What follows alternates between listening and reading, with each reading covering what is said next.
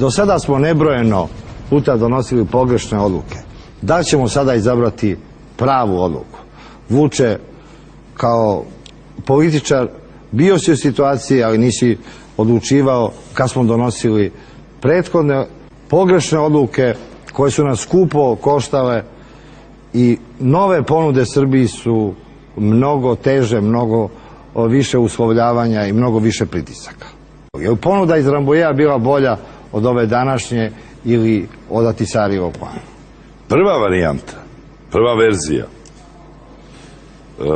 Rambujea je bila daleko bolja i ona je predlagala jedno rešenje da ostane oko 2000 naših vojnika na Kosovu, da ostanu sve institucije države Srbije, 10.000 policajaca, a da NATO snage uz spremnost, da to budu i međunarodne snage, uđu na teritoriju Kosova i Metohije, razoružaju i Srbe i Albance, ostanu tu 3 godine, 4 godine, dok se ne uspostavi vladavina prava i dok ne zažive institucije suštinske autonomije za albansku većinu na Kosovu.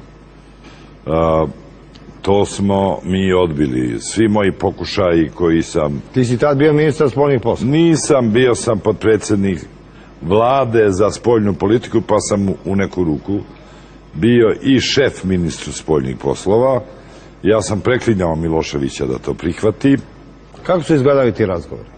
Ja sam mu izložio ono što je on već znao i molio ga da javi Milutinoviću, predsjedniku Srbije, da hitno potpiše to što je trojka pregovaračka međunarodna bila usaglasila, Majorski, Petrić i Hill.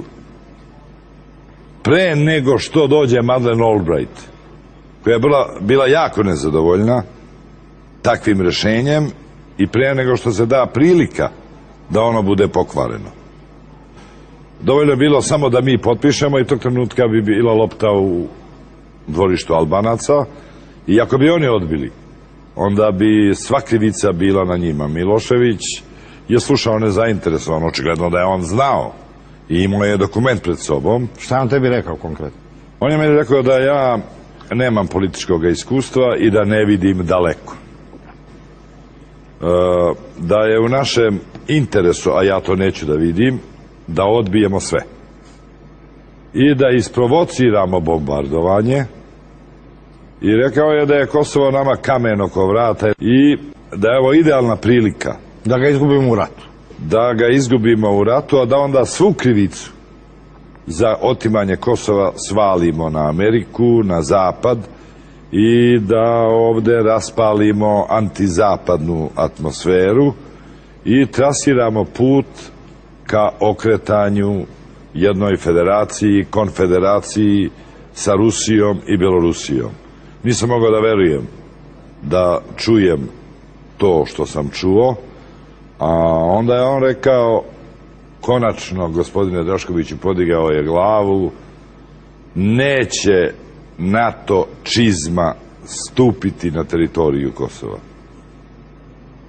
I ja sam rekao, pa gospodine predsjedniče,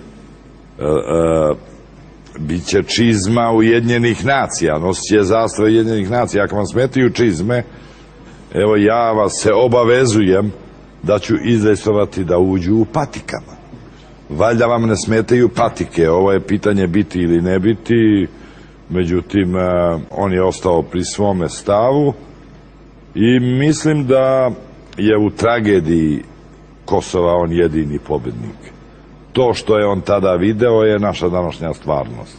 Ovde je danas stepen antiameričkih i antievropskih, antizapadnih osjećanja veći nego ikada u istoriji Srbije. Ovde danas našim mladim ljudima idoli su Gaddafi, Čavez, Ahmadinedžad, Legija. To je posledica svega ovoga što je dalekovido video, želeo Milošević i što mu se